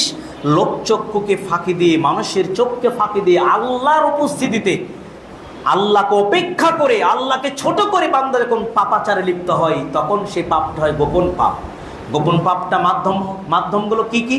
মোবাইল, ল্যাপটপ, কম্পিউটার, এরপরে আপনার এই যে মিডিয়ার যুগ, ইন্টারনেট ব্যবহার করে যারা পর্নোগ্রাফি, যারা আপনার এই যে ভিডিও কলে কথা, বিভিন্নভাবে যে পাপাচারে লিপ্ত হয়, বেগানা নারীদের সাথে পরকীয়া চলছে, আর এরপরে প্রেম বিনিময় চলছে একটা যুবক যুবতী, এইটার মাধ্যমে একটা গোপন পাপ হয়। চারিত্রিক এবং শারীরিকভাবে গোপন পাপ হয়। জেনা ব্যভিচার করতে গিয়ে কত ভিডিওগুলো আজকে ফেসবুকে ঘুরছে। আল্লাহ সুবহানাহু ওয়া তাআলা এই ফিতনা থেকে আপনাকে আমাকে হেফাজত করুক, আমরা বলি আল্লাহুম্মা আমিন। এরপরে ইবাদতের ক্ষেত্রে গোপন পাপ হয়। মানুষের মধ্যে নিজেকে আমি সাধু ভাবলেও আমার অন্তরে পাপ রয়েছে, গোপন ইবাদতগুলো আমার ততটা নয়। আমি মানুষের মধ্যে সিজদা যত দীর্ঘ করি কিন্তু তাহাজ্জুদে সিজদা তত দীর্ঘ হয় না, বাড়িতে ইবাদত ততটা হয় না, এটাও প্রকার গোপন পাপ। আরেকটা ভয়াবহ গোপন পাপ হলো অন্তরের গোপন পাপ, মানুষের প্রতি হিংসা করা, মানুষের প্রতি বিদ্বেষ করা। এই অন্তরের গোপন পাপটা সবচেয়ে বেশি হয়। তার কারণ আমরা অনেক হুজুর, অনেক ব্যক্তি, অনেক আলেম, অনেক দায়ী যারা হয়তো ফাহিশায় লিপ্ত হয় না, মোবাইলে পর্নোগ্রাফি দেখে না, যাদের কাছে অ্যান্ড্রয়েড মোবাইল নাই, যারা হয়তো টেলিভিশন দেখে না, কিন্তু অন্তরে ভাই হয়ে ভাইয়ের প্রতি বিদ্বেষ, ভাই হয়ে ভাইয়ের প্রতি আক্রোশ, অন্তরে এক বার্ধক্য অবস্থায় আপনার মানুষের প্রতি কুধারণা করা, খারাপ ধারণা করা, এই রূপটা লেগে আছে। এই গোপন পাপের ভয়াবহতা আলোচনা করছিলাম। গোপন পাপের ভয়াবহতা বলতে 8টি কারণ ভয়াবহতা আমি প্রকাশ করেছি। আরেকটি ভয়াবহতা সবচেয়ে বেশি খারাপ হলো, আরেকটি ভয়াবহতা যেটা হলো গোপন পাপের কারণে মানুষের মৃত্যুটা হয় জাহান্নামের হালতে মৃত্যু। অথচ আপনার আমার জীবনের সুখ নির্ভর করে, আপনার আমার জীবনের সবচেয়ে মূল টার্গেট নির্ভর করে আপনার আমার মৃত্যুটা ঈমানের হালতে হবে না বেঈমানের হালতে হয়। ঠিক গোপন পাপের কারণে বান্দার এই গোপন পাপের কারণে তার মৃত্যুটা হয় হারাম, জাহান্নামের মৃত্যুতে। এটাই হলো সবচেয়ে বড় ব্যর্থতা। আল্লাহর নবী সাল্লাল্লাহু আলাইহি ওয়াসাল্লাম মুসলিমের 2898 নম্বর হাদিসে বলছেন, ইন্না রাজুলা ইয়ামালু আমালু আহলিল জান্নাহ ফিমা ইয়াবদু লিন নাসি ওয়া হুয়া মিন আহলিন নার। পৃথিবীতে কিছু মানুষ আছে যে মানুষকে দেখে মনে হবে তারা জান্নাতি, যে মানুষকে দেখে মনে হবে এরা তাহাজ্জুদ পড়ে, যে মানুষকে দেখে মনে হবে এরা 5 ওয়াক্ত সালাত আদায় করে, এর দাড়ি রয়েছে, হজ উমরা করে, ইবাদত বন্দেগী করে, মানুষকে আল্লাহর দিকে ডাকে, কিন্তু এই ব্যক্তির মৃত্যুটা হবে হলো জাহান্নামের মৃত্যু। এই ব্যক্তির মৃত্যুটা হবে জাহান্নামের মৃত্যু। আর পৃথিবীতে কিছু মানুষ আছে যাদেরকে দেখে মনে হবে না এরা জান্নাতি, হয়তো হতেও পারে নাও হতে পারে, জাহান্নামী মনে হবে, কিন্তু তাদের মৃত্যুটা হবে জান্নাতি। কারণ হলো তাদের অন্তরের ভিতরের পাপ, তাদের ভিতরের কুকর্মের কারণে ইমানদার ব্যক্তিগুলোর মৃত্যু হবে হলো আপনার জাহান্নামের হালতে মৃত্যু। এই হাদিসের ব্যাখ্যায় ইবনু রজব রাহিমাহুল্লাহ আল হাম্বলি রাহিমাহুল্লাহ তিনি বলেছেন, জামিউল উলুম ওয়াল হিকাম গ্রন্থের প্রথম খণ্ডে 172 পৃষ্ঠা তিনি বলছেন, নিশ্চয়ই মন্দ পরিণতি অশুভ মৃত্যু হয়ে থাকে বান্দার কোনো অভ্যন্তরীণ গোপন ত্রুটি বিচ্যুতির কারণে, যা মানুষ জানতে পারে না। সেটি হতে পারে কোনো মন্দ কাজ অথবা অনুরূপ কোনো কিছুর কারণে। সেই গোপন স্বভাবটি মৃত্যুর সময় অশুভ পরিণতিতে কারণ হয়ে দাঁড়ায়। সুফিয়ান সাউরি রাহিমাহুল্লাহ তিনি এক রাতে গভীরভাবে কান্না করছেন। লোকজন তাকে জিজ্ঞাসা করছেন, হে সুফিয়ান, তুমি কেন কান্না করছো? তুমি কি তোমার পাপের জন্য কান্না করছো? সুফিয়ান সাউরি বলছে, না, আমার জীবনের পাপ, আমি ক্ষমা চাবো, ক্ষমা হবে, কিন্তু না জানি আমার জীবনের কোন পাপ, কোন গোপন পাপ, যে পাপের কারণে আমার মৃত্যুটা না জানি জাহান্নামের হালতে হয়। অথচ ইতিহাস পড়লে সুফিয়ান সাউরির ইবাদত সম্পর্কে আপনি পড়লে আপনার লোভ শিউরে যাবে। একজন পরহেজগার ব্যক্তি, একজন ইবাদত গুজারি ব্যক্তি, তিনি মৃত্যুকে স্মরণ করে এভাবে কাঁদছে, না জেনে আমার মৃত্যুটা জাহান্নামের হালতে হয়। এই জন্য আল্লাহ নবী সাল্লাল্লাহু আলাইহি ওয়াসাল্লাম যখন ওই সাহাবীটা মারা যাচ্ছেন, জিহাদের ময়দানে শহীদ হয়ে যাচ্ছেন, তখন সাহাবা বলছেন, ইস, কত সুন্দর মৃত্যু, সে শহীদ হয়ে গেছে, জান্নাতে চলে গেছে। আল্লাহ নবী বলছেন, থামো হে সাহাবীরা, আমি নবী তো দেখতে পাচ্ছি সে জাহান্নামের আগুনে দাও দাও করে পড়ছে, কারণ সে গোপনে গনিমতের মাল থেকে একটা চাদর আত্মসাৎ করেছিল। তার ওই গোপন একটা পাপের কারণে, এই যে আমরাও গোপনে অনেক পাপ করে থাকি, কত মানুষ গোপনে অন্যায় আত্মসাৎ করে থাকে, কত জিনিস, কত মানুষকে আমরা ঠকিয়ে, এই যে আমরা ব্যবসায় দ্বারা প্রতারণা করি, মনে করেন জিনিস, এটা তো আমরা গোপনেই করি, মানুষকে ফাঁকি দিয়ে করি, তাই না? এটাকে আমি বলি, ভাই আপনাকে 1 কেজির মধ্যে আমি 800 গ্রাম দিলাম, তাই কি মানবে? আপনি 1 কেজির টাকা 800 গ্রাম দেন, এটি মানুষ মানবে? ভাই বলেন, মানবে? এই যে আমরা পাপটা করছি, এটা তো আমি গোপন পাপ, আমি জানি, আমার রব জানে। আমি যে মানুষকে ব্যবসায় ঠকাচ্ছি, আমি ঘরে বেবিকেও বলিনি, কিন্তু আমি জানি, আমার রব জানে। ঠিক তেমনি সাহাবী হয়েও জিহাদের ময়দানে শাহাদাত, বড় শহীদের মর্যাদা সাহাবারা বললেন, কিন্তু জিহাদের ময়দানে জীবন বিলিয়ে দেওয়ার পরেও নবী করিম সাল্লাল্লাহু আলাইহি ওয়াসাল্লাম বলছেন, ও একটা গনিমতের মাল গোপনে আত্মসাৎ করে রেখেছিল, এই জন্য ও জাহান্নামে চলে গেছে। একটা সামান্য একটা মাল পাপ গোপনে করার কারণে সে যদি নবীর সাহাবী হওয়ার পরও জাহান্নামে চলে যায়, তাহলে আপনার আমার গোপন পাপ যে কত রয়েছে, তাহলে আপনার আমার কি হবে ভাই? এই জন্য অনেক মুহাদ্দিস তিনি বলেছেন, এক ব্যক্তি মৃত্যুর অনেক পরহেজগার, অনেক ইবাদত বন্দেগী করে, অনেক পরহেজগার, কিন্তু সে মৃত্যুর সময় সে মৃত্যুর কয়েকদিন আগে সে বলে ফেললো, আমি আল্লাহকে মানি না, নাস্তিক হয়ে গেল। নাস্তিক হয়ে সে মৃত্যুবরণ করলো। যখন তার সহপাঠী কাছের লোকটাকে জিজ্ঞাসা করা হলো, ভাই তার জীবনের এই পরিণতিটা কেমন? সে বলছে, আমার তো জানা নেই, তবে তার একটা বদ অভ্যাস ছিল, সেটা আমি জানতাম, হয়তো কেউ জানতো না। মহিলারা যখন পুকুরে গোসল করত, তখন এই লোকটা ঝোপঝাড়ে বসে মহিলাদের গোসলের দৃশ্যটা দেখে অন্তরে জিনার কল্পনা করত, অন্তরে পাপ করত। হতে পারে এই গোপন পাপের কারণে এই মৃত্যুর পূর্ব মুহূর্তে এই ব্যক্তি নাস্তিক হয়ে মৃত্যুবরণ করল। তাহলে আমরা যারা দিন রাত পর্নোগ্রাফি দেখছি, যে যুবকগুলো আজকে মোবাইলে দিন রাত আপনার পর্নোগ্রাফিতে আসক্ত, যে যুবতীগুলো নাটক পর্নোগ্রাফিতে আসক্ত, যে যুবক যুবতীগুলো আজকে সিনেমায় সেই লগ্ন ছবিতে আসক্ত, তাহলে আপনার মৃত্যুটা কি হবে? একটু ভাবেন তো, আপনি একটু ভাবেন তো, আপনার ইবাদত, আপনার আমল, আপনার সব কিছু শেষ হয়ে যাবে যদি আপনার মৃত্যুটা হয় জাহান্নামের মৃত্যু। আপনি আমি এতটাই আজকে উদাসীন হয়েছি, যুবকগুলো গান শুনছে, এই পাপটা হেডফোন লাগিয়ে সে ঘুমায়, পর্নোগ্রাফি দেখে দেখে সে ঘুমিয়ে পড়ে, অন্যায় কাজ করতে করতে সে ঘুমিয়ে পড়ে। অতএব এই গোপন পাপ থেকে আপনাকে আমাকে বাঁচতে হবে। সম্মানিত দিনী ভাই, এই গোপন পাপ থেকে আপনাকে আমাকে বেশ বাঁচতে হবে, বাঁচতেই হবে। এই গোপন পাপ থেকে আল্লাহ সুবহানাহু ওয়া তাআলা বলছেন, ওরা কেন আমার কাছে ক্ষমা চাইল না? আমি যখন তাদের পাপের কারণে আমি যখন তাদেরকে পাকড়াও করলাম, তার মানে যখন গোপন পাপ হবে, যখন আপনি বুঝতে পারছেন আপনি ইবাদত করতে পারছেন না, বুঝতে পারছেন আপনি ইবাদত থেকে বঞ্চিত, আপনার এই নিয়ামত থেকে বঞ্চিত, আল্লাহ সুবহানাহু ওয়া তাআলা বলছেন, ওরা কেন আমার কাছে ফিরে আসলো না? অতএব আমরা যে গোপন পাপ করি, সঙ্গে সঙ্গে উচিত আমাদের আল্লাহর কাছে তওবা করে এই পাপ থেকে ফিরে চলে আসা। জানেন না মৃত্যু কখন হয়, কোন সময় হয়? কত সুস্থ মানুষ রাত্রিতে ঘুমাতে গিয়ে সে আর সকাল উঠতে পারেনি, পৃথিবী থেকে বিদায় নিয়ে চলে গেছে। কত মানুষ কোনভাবে চলে যাচ্ছে। এই জন্য এই গোপন পাপ থেকে সবসময় আপনাকে আমাকে ইস্তিগফার করে চলতে হবে।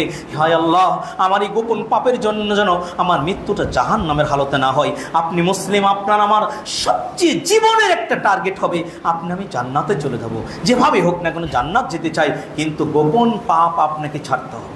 যুবক ভাই, তোমাদেরকে বলছি, তোমার শরীরের রক্তগুলো চলিত হয় আমার আল্লাহর হুকুমে, তোমার নিঃশ্বাসগুলো বের হয়, তোমার অক্সিজেনটা ঢোকে শরীরের মধ্যে, এটা আমার রবের দেওয়া নিঃশ্বাস। তুমি সেই রবের অক্সিজেন নিয়ে, তুমি সেই রবের রবের ক্ষমতার কারণে তুমি দুনিয়াতে চলাফেরা করো। তুমি যে হাত দিয়ে মোবাইল ট্যাপটা চাপো, এই হাতের এই রক্তগুলো আমার আল্লাহর দেওয়া নিয়ামত, এই হাতের এই শক্তিটা আমার আল্লাহর দেওয়া নিয়ামত। যে লোকটা প্যারালাইজ হয়েছে, একটা হাতটা উঠাতে পারে না, এক হাত দিয়ে আরেক হাতটা ধরে উঠায়, অতএব তোমাকে আল্লাহ শক্তি দিয়েছে। তোমার এই চোখ, তোমার এই হাত যেন এই পর্নোগ্রাফিতে, এই অশ্লীলতায় যেন ব্যবহার না হয়। তুমি ফিরে চলে আসো সেই মুআজ বিন জাবালের মতো, তুমি ফিরে আসো মুসাব বিন উমাইরের মতো, তুমি ফিরে আসো আব্দুল ইবনে আব্বাস যুবক বয়সে যেভাবে যারা আল্লাহ নবী সাল্লাল্লাহু আলাইহি ওয়াসাল্লামের সাথে গেছেন, তুমি ফিরে আসো সেই মুআজ আর মুআব্বাস বদরের প্রান্তরে ছোট্ট 11-12 বছর শিশু যারা জীবন দিয়েছিল ইসলামের জন্য, যারা ভেবেছিল যে জান্নাত পাওয়াটাই আমাদের জীবনের সবচেয়ে বড় ধন্য। আর আমাদের জীবনের টার্গেটটা হয়ে গেছে আজকে যে দুনিয়া পাওয়া। এই জন্য আমরা পাপাচারে লিপ্ত হচ্ছি, কিন্তু আমাদের ভিতরে অনুশোচনা আসছে না। সম্মানিত দিনী ভাই, এই জন্য গোপন এই পাপাচার থেকে আল্লাহ আপনাকে আমাকে হেফাজত করুক। আমরা বলি আল্লাহুম্মা আমিন। গোপন পাপের কারণে বান্দা ইলম থেকে দূরে চলে যায়, গোপন পাপের কারণে বান্দার উপর ইলম থেকে দূরে থেকে যায়। ইমাম শাফি রহিমাহুল্লাহ যখন ইমাম মালিক রহিমাহুল্লাহর কাছে ইলম অর্জন করতে গেলেন, ইমাম শাফিকে ইমাম মালিক রহিমাহুল্লাহ বলছেন, হে বৎস, তোমাকে যে আল্লাহ নিয়ামত দিয়েছে ইলমের যে প্রখরতা, এই প্রখরতাকে নষ্ট করো না পাপের কারণে। তার মানে বান্দা যখন পাপে লিপ্ত হয়, তখন আল্লাহ সুবহানাহু ওয়া তাআলা তার ভিতর থেকে ইলমের নূরটাকে আল্লাহ উঠিয়ে নেয়, ইলমের নূরটাকে আল্লাহ উঠিয়ে নেয়, ইলমের নূরটাকে আল্লাহ উঠিয়ে নেয়। এই জন্য পাপাচারে লিপ্ত হওয়া থেকে আপনাকে বিরত থাকতে হবে। বিশেষ করে গোপনের এই পাপগুলো আপনার হৃদয়ের ইমা, আপনার অন্তরকে একদম ঘুনে পচিয়ে শেষ করে দেয়। যেই ভাইরাসটা করোনা ভাইরাসের চেয়েও মারাত্মক। করোনা ভাইরাস একটা ইমানদার ব্যক্তিকে ধরলে সে মারা গেলে শহীদ হয়ে যাবে, পরকালে জান্নাত পাবে। কিন্তু গোপন পাপের এই ভয়াবহ দাবানল থাবা যখন কোনো যুবককে ধরে, যখন কোনো মসজিদের ইমামকে ধরে, যখন কোনো নেতাকে ধরে, তখন তাকে পচিয়ে ফেলে দেয়, তখন তাকে পচিয়ে ফেলে দেয়। আর এইটা যদি হয় আপনার অশ্লীলতার পাপ, আল্লাহ নবী সাল্লাল্লাহু আলাইহি ওয়াসাল্লাম বলেছেন, পৃথিবীতে দুটি পাপের শাস্তি আল্লাহ সরাসরি জমিনেও দেন, আখিরাতেও তার জন্য স্থায়ী থেকে যায়। পৃথিবীতে দুটি পাপের শাস্তি আল্লাহ দুনিয়াতেও দেয়, আখিরাতেও তার জন্য সেই শাস্তি থেকে যায়। তার মধ্যে একটা হলো অশ্লীলতা, বেহায়াপনার পাপ। এই পাপে আপনি জড়িত হবেন, এই পাপ আপনাকে একদিন আপনাকে অপমানিত, লাঞ্ছিত, আপনাকে নিকৃষ্ট শাস্তিতে পরিণত করবে, যেটা ভোগ করে ওই মসজিদের ইমামগুলো, ওই নেতাগুলো যারা সমাজের চোখে আজকে জিনাকারী নামে পরিচিত হয়ে গেছে। আল্লাহ আপনাকে আমাকে এই ভয়াবহ দাবানল থেকে হেফাজত করুক। আমরা বলি আল্লাহুম্মা আমিন। সম্মানিত দিনী ভাই, গোপন পাপের সবচেয়ে লাস্টে যে জিনিসটা বলবো, গোপন পাপের সবচেয়ে ভয়াবহ যে একটা কারণ হলো এই যে আপনি মসজিদে আসছেন, কত কষ্ট সময়, এই সময়টা ইচ্ছা করলে ব্যবসা করতে পারতেন, এই সময়টা ইচ্ছা করলে যারা রিক্সা চালকরা রিক্সা করে 100 টাকা 200 টাকা ইনকাম করতে পারতো, এই সময়টা আপনি আরামে থাকতে পারতেন। কিন্তু এই যে আমল সংগ্রহের জন্য আসছেন, এই যে দেখলাম 11টার সময় যে দিন ভাইরা মসজিদে সবার প্রথমে ঢুকছে, কেন ইচ্ছা করলে একটু ঘুমাতে পারতো। তার মসজিদে জুমার দিনে প্রথম আসলে উট কুরবানির সওয়াব আল্লাহ তার আমলনামায় লিখে দেয়। এই যে আমলগুলো, এরপরে আপনার হলো এই যে বিশেষ করে চৈত্র বৈশাখ মাসে যে রমজানের সিয়ামগুলো পালন করছি, রোজা রাখছি, এই রোজা রাখার কত কষ্ট করে সিয়াম রাখি, কত কষ্ট করে তাহাজ্জুদ পড়ি, কত কষ্ট করে ফরজ সালাত আদায় করি, কত কষ্ট করে মহিলাটি পর্দা করে। যত গরমের মধ্যে একটা মেয়ে বোরকা পরে সব মুখ, হাত মোজা, পা মোজা পরে মুখ ঢেকে থাকে, কতটা কষ্ট করে। আমরা একটা পাতলা পাঞ্জাবি, একটা গেঞ্জি পরে থাকতে পারি না, তার কারণ গরম লাগে। কিন্তু একটা মেয়ে যে আল্লাহর ভয়ে পর্দা করে কত কষ্ট করে, কিন্তু এই সব কষ্টর যে আমলটা, এই আমলটা ধূলিসাৎ হয়ে যায় গোপন পাপের কারণে। যে ব্যক্তি গোপন পাপ করে, ওই ব্যক্তির আমলগুলো কিয়ামতের ময়দানে আল্লাহ বলেছেন ফাইয়াজালু আল্লাহ হাবাম মানসুরা, ওই আমলটা ধূলিসাৎ করে দেওয়া হয়। যারা গোপন পাপ করে তাদের জীবনের সমস্ত আমলগুলো বরবাদ হয়ে যায়, অথচ আমলের বিচারেই আপনাকে দেওয়া হবে মুক্তি। আল্লাহ সুবহানাহু ওয়া তাআলা সূরা কারিয়ার ভিতর বলেছেন, আউযু বিল্লাহি মিনাশ শাইতানির রাজীম, ফাআম্মা মান সাউলাত মাওয়াসিনুহু ফাহুয়া ফি ঈশাতির রাদিয়াহ ওয়া আম্মা মান খাফফাত মাওয়াসিনুহু ফাউম্মুহু হাওবিয়া। নেকির পাল্লা যদি একটু ভারী হয়ে যায়, ঠিকানা হয়ে যাবে জান্নাত। নেকির পাল্লা যদি একটু হালকা হয়ে যায়, ঠিকানা হয়ে যাবে জাহান্নাম। ফামাই ইয়ামাল মিসকালা যাররাতিন খায়রান ইয়ারাহ ওয়া মান ইয়ামাল মিসকালা যাররাতিন শাররান ইয়ারা, সামান্য পরিমাণ পাপ সেটাও আল্লাহর কাঠগড়ায় ধরা পড়বে, সেটাও ধরা পড়বে। এই যে আল্লাহর সুবহানাহু ওয়া তাআলা যে জ্ঞান দিয়েছে মানুষকে। আজকে সকালবেলা সাইদ ভাইয়ের সাথে হোটেলে বললাম, এই যে আল্লাহর যে জ্ঞান, প্রশান্ত মহাসাগরের মধ্যে একটা আদম সন্তান একটা সুই ঢুকাবে, সুইয়ের মাথায় যতটুকু পানি উঠবে এতটুকু হলো পৃথিবীর মানুষের জ্ঞান। আর প্রশান্ত মহাসাগরের অসীম পানির জ্ঞান আমার আল্লাহ সুবহানাহু ওয়া তাআলা। আল্লাহর যে অসামান্য জ্ঞান নিয়ে আমরা আজকে মোবাইলে রেকর্ডিং করে আজকে ওই মাদ্রাসার শিক্ষকের ভিডিওগুলো ছাড়ছি, ফেসবুকে গোপন কথাগুলো প্রকাশ করে দিচ্ছি, মোবাইলে প্রকাশ হয়ে যাচ্ছে আপনার চরিত্র কেমন। ঠিক যে আল্লাহর এত জ্ঞান, সে আল্লাহর সামনের এই জ্ঞান নিয়ে যখন আল্লাহ বিচার করবে, যখন দাঁড়াবে কিয়ামতের মাঠে, আপনার হৃদয়ের গভীর গভীর কোণে লুকিয়ে থাকা হিংসার পাপটাও আল্লাহর কাঠগড়ায় ধরা পড়বে। আজকে হিংসার পাপটা মোবাইলে ধরা পড়ে না, মন নিয়ে ধারণা করছেন মোবাইলে ধরা পড়ে না, আপনি গোপনে ব্যবসা করছেন ধরা পড়ে না, কিন্তু আল্লাহ সুবহানাহু ওয়া তাআলার বিচার এতটাই কঠিন হবে এই জন্য যে কিয়ামতের ময়দানে আপনার এই আমলগুলো ধুলিস্যাৎ হয়ে যাবে, সারখার হয়ে যাবে। দেখেন ইবনু মাজার একটা হাদিস, আজকের খুতবার শেষ হাদিস, সম্ভবত 4225 নম্বর হাদিস। আল্লাহ নবী সাল্লাল্লাহু আলাইহি ওয়াসাল্লাম বলেছেন যে সাওবান মাওলা রাদিয়াল্লাহু তাআলা তিনি বলেছেন যে আ'লামান্না আকওয়াম মিন উম্মতি ইয়াতুনা ইয়াউমাল কিয়ামা বিহাসানাতি আমসালি জিবালি তিহামা বি'দা। তিহামা একটা পর্বত, যেটা উহুদ পাহাড়ের বিশাল একটা পর্বতমালা, মেষ উট যেখানে চড়ানো হয়, অনেক বড় পর্বত। এত বড় পর্বত, শুভ্র একটা পর্বতের সমান আমল নিয়ে আমার একদল উম্মত কিয়ামতের দিন দাঁড়িয়ে যাবে। কিন্তু এত পরিমাণ আমল কিয়ামতের দিন ধূলিসাৎ করে দেওয়া হবে, উড়িয়ে দেওয়া হবে, এই আমল তার 5 পয়সা কাজে লাগবে না।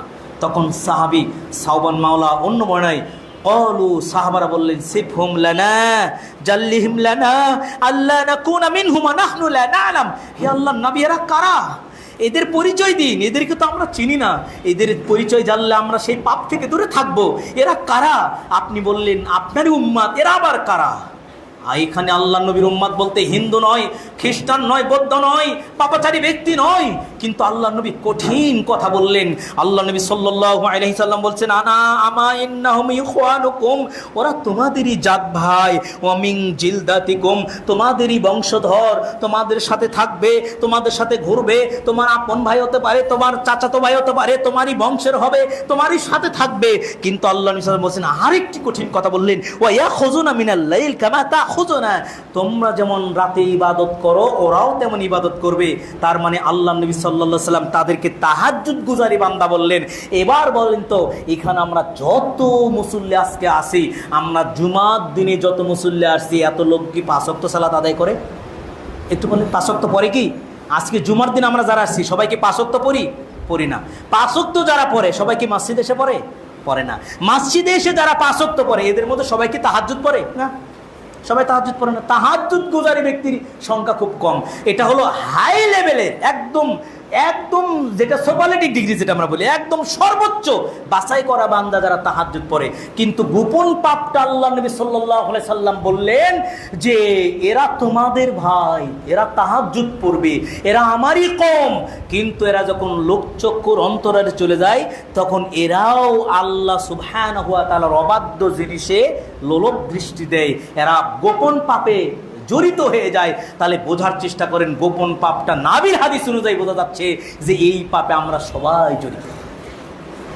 এই জন্য এই পাপে একদম মসজিদের ইমাম পর্যন্ত, একজন তাহাজ্জুদ গুজারি ব্যক্তি পর্যন্ত এই গোপন পাপে জড়িত। কেন আমি বললাম? এখন আপনি বলবেন হুজুর আমার দাদা বুড়া মানুষ, সে তো মোবাইল ব্যবহার করে না। জি, আপনার দাদার অন্তরে হিংসা আছে। অনেক বৃদ্ধা লোকগুলো চোখের দৃষ্টিতে জিনা বিচার করে, মেয়েদের দিকে তাকে চোখের দৃষ্টিতে দেখে। অনেক বৃদ্ধ লোকগুলো গোপনে অন্তরে হিংসা বিদ্বেষ করে, অন্তরে গোপন পাপটা করে। সম্মানিত দিনী ভাই, তাহলে একটু ভাবার চেষ্টা করেন, সমাজে ইসলামের ইবাদত গুজারি বান্দার আপার লেভেলের বান্দা হলো তারা যারা তাহাজ্জুদ পড়ে, যারা রাতে কোরআন তেলাওয়াত করে, যারা রাত জাগে। আর এই পাপটা তাদের সম্পর্কেই নবী করিম সাল্লাল্লাহু আলাইহি ওয়াসাল্লাম বললেন যে এই পাপটা এরাই জড়িত হয়। আর এই তাহাজ্জুদ গুজারি ব্যক্তিদের আমলগুলো কিয়ামতের ময়দানে ধূলিসাৎ করে দেওয়া হবে, উড়িয়ে দেওয়া হবে। এটা যদি তাদের পরিণতি হয়, আপনার আমার কি হবে? এটা যদি একদম ইবাদত গুজারির মধ্যে সবচেয়ে সুপারলেটিভ যারা, সবচেয়ে বেস্ট কোয়ালিটি মুসল্লিদের পরিণত হয়, আপনার আমার কি হবে? এজন্য এই পাপ থেকে আধুনিক যুগে বর্তমানে এই পাপটা আমাদের সমাজে সবচেয়ে বেশি ভয়াবহ আকার ধারণ করছে। সম্মানিত দিনী ভাই, আসুন, এই জন্য মোবাইল, আজকে মসজিদের ইমাম থেকে শুরু করে মাদ্রাসা ছাত্র, যেই মোবাইলে কোরআন তেলাওয়াত হয়, যেই মোবাইলে ওয়াজ শুনে, সেই একই মোবাইলে তারা খারাপ কাজে ব্যবহার করছে। অতএব যদি আমরা একটু ভাবি, আমার এই চোখের, আল্লাহ বলেছেন তোমার এই চোখের চোরা চাহনি, এটাও আমি আল্লাহ তাআলা জানি। অতএব আপনার চোখের চোরা চাহনি, যেটা কানের ভিতরে হেডফোন দিয়ে আপনি শুনছেন, যেটা আপনি দেখছেন, কেউ জানে না। আল্লাহ কোরআনে বলছে তোমার এই লোলুপ দৃষ্টি, চোখের চোরা চাহনি, এটাও আমি আল্লাহ জানি। অতএব এই বিচার হবে কিয়ামতের কাঠগড়ায়। অতএব পরকালকে ভয় করুন। আল্লাহ আপনাকে আমাকে হেফাজত করুক, আমরা বলি আল্লাহুম্মা আমিন। সম্মানিত দিনী ভাই, আমরা আজকের খুতবার আলোচনায় যেটা জানলাম, গোপন পাপ, গোপন পাপটা সংগঠিত হয় চারটা। গোপন পাপটা কি জিনিস? মানুষের চোখকে ফাঁকি দিয়ে আল্লাহর উপস্থিতিতে আমরা জানি আল্লাহ সুবহানাহু ওয়া তাআলা আরশ আজিম থেকে সব কিছু দেখেন, এই বিশ্বাস আমরা করি যে পানির মধ্যে ডুব দিয়ে পাপ করলো সেটা আল্লাহ দেখবেন, অন্ধকার ঘরের মধ্যে পাপ করলে আল্লাহ দেখে। আল্লাহর উপস্থিতিতে মানুষের চোখে ফাঁকি দিয়ে আল্লাহ অপেক্ষা করে বান্দা যখন গোপন পাপে জড়িত হয়, সেটা গোপন পাপ। গোপন পাপটা মাধ্যম mobile, laptop, computer, television, pornography, এরপর আপনার হলো চ্যাটিং ম্যাটিং যেগুলো আছে, অন্যায় অশ্লীলতা। গোপন পাপের মাধ্যম শারীরিক সম্পর্ক করা, জিনা ব্যভিচারে লিপ্ত হওয়া। গোপন পাপের মাধ্যম চারিত্রিক স্খলন হওয়া। গোপন পাপের মাধ্যম ইবাদতের ক্ষেত্রে অলসতা করা। গোপন পাপের মাধ্যম অন্তরের গোপন পাপ। আল্লাহ আপনাকে আমাকে গোপন পাপের ভয়াবহ কি জিনিস, লাস্ট থেকে যেটা বললাম, আপনার আমলগুলো দুনিয়াতেই, কিয়ামতের ময়দানে যে আমলের কোনো উপকার হবে না, যে কিয়ামতের মাঠে একটা আমল আপনি পাবেন না, সেই আমলগুলো শেষ হয়ে যাবে। গোপন পাপের ভয়াবহতা কি হবে? আপনার মৃত্যুটা হবে জাহান্নামের হালতে মৃত্যু। গোপন পাপের ভয়াবহতা আপনার এলেমকে উঠিয়ে নেওয়া হবে। গোপন পাপের ভয়াবহতা অন্তরে মোহর মেরে দেওয়া হবে। গোপন পাপের ভয়াবহতা আপনার অন্তরটা কঠিন হয়ে যাবে। গোপন পাপের ভয়াবহতা অন্তর থেকে তাওফিক চলে যাবে। গোপন পাপের ভয়াবহতা অন্তরে প্রশান্তি থাকবে না, অশান্তি লেগে থাকবে। গোপন পাপের ভয়াবহতা আল্লাহ সুবহানাহু ওয়া তাআলার নিয়ামত থেকে বঞ্চিত হয়ে যাবেন। অতএব আসুন, আপনাকে আমাকে আল্লাহ সুবহানাহু ওয়া তাআলা এই গোপন পাপ থেকে আজকেই তওবা করেন। আজকেই মোবাইলে অন্যায় অত্যাচার খারাপ সিনেমাগুলো ডিলিট করে দেন। আপনার প্রত্যেকটা মুহূর্তের সময় আল্লাহ পরীক্ষা নেবেন। সম্মানিত দিনী ভাই, আল্লাহ বলেছেন ইল্লা মান তাবা ওয়া আমানা ওয়া আমিলা আমালান সলিহা, যারা ভুল বুঝে বেরে তওবা করে, আমি আল্লাহ তার জীবনের তওবা করার পরে যারা অটুট থাকে, আমি আল্লাহ তাদের জীবনের সমস্ত পাপগুলোকে ক্ষমা করে দিই। এই পাপগুলোকে আমি আল্লাহ সবে পরিপূর্ণ করে দিই। এই জন্য আসুন, আল্লাহ আপনাকে আমাকে ক্ষমা করুক, আমরা বলি আল্লাহুম্মা আমিন। দুটি বিষয়, একটা হলো আমাদের যেহেতু আমরা সহি পদ্ধতিতে আমরা বলি জানি, সম্মানিত দিনী ভাই, আল্লাহ বলছেন লা সালাতা লিমান লাম ইয়াকরা বিফাতিহাতিল কিতাব, সূরা ফাতিহা ছাড়া কোনো সালাত হয় না। আল্লাহ সুবহানাহু ওয়া তাআলা জানাজার সালাতকেও সালাত বলেছেন। অনেকে দোয়া বলে, কিন্তু আল্লাহ কোরআনে বলছেন তুমি তাদের সালাত পড়িও না যারা কাফের হয়ে মৃত্যুবরণ করেছে, তারা জানাজার সালাতও সালাত। অতএব আমাদের অনেক ভাইরা জানাজার সালায় সূরা ফাতিহা পড়ে না। এই জন্য আমাদের এই মসজিদে যাতে একটা মায়াতে গোসল ব্যবস্থা করা হয়, একটা মায়াতকে যেন কাফন দাফনের ব্যবস্থা করা হয়, যাতে জানাজাটা এখানে হয় সহি পদ্ধতিতে। এই জন্য মসজিদের কর্তৃপক্ষ থেকে একটা সিদ্ধান্ত নেওয়া হয়েছে, আমাদের কিছু খাটিয়ার দরকার, গোসলের খাটিয়া, যেটা লাশ রাখার খাটিয়া কিছু খরচ রয়েছে, এই পথে আপনি মুহূর্তে দান করেন। আপনার মৃত্যু কখন হবে জানে না, মৃত্যুর জানাজাটা যেন সঠিক পদ্ধতিতে হয়। আল্লাহ মাফ করুক, আমরা বলি আল্লাহুম্মা আমিন। আরেকটা হাদিস স্মরণ করে দিই, আমরা কোরআন এবং হাদিস বিশ্বাসী, আমি আপনার কারো শত্রু নই। দেখেন, আপনাকে একটা কথা বলছি, যে এই রাস্তা দিয়ে একটা মোটরসাইকেল আলা যাচ্ছে, সে মোটরসাইকেল একটা স্ট্যান্ডা ফেলে যাচ্ছে। এখন সে লোকটা পাপাচার হতে পারে, তাকে আমি চিনি না, বেঈমান, কাফের, নাস্তিক, সব যে কোনো কিছু হতে পারে, কিন্তু আপনার আমার একটা মানে বিবেক বলে ভাই স্ট্যান্ডটা তোলেন, তার কোনো অ্যাক্সিডেন্ট হতে পারে, তাই না ভাই? আমরা বলি না, ওর সাথে ওকে চিনি না, কিন্তু আমরা কি বলি, ভাই স্ট্যান্ডটা তো উঠান।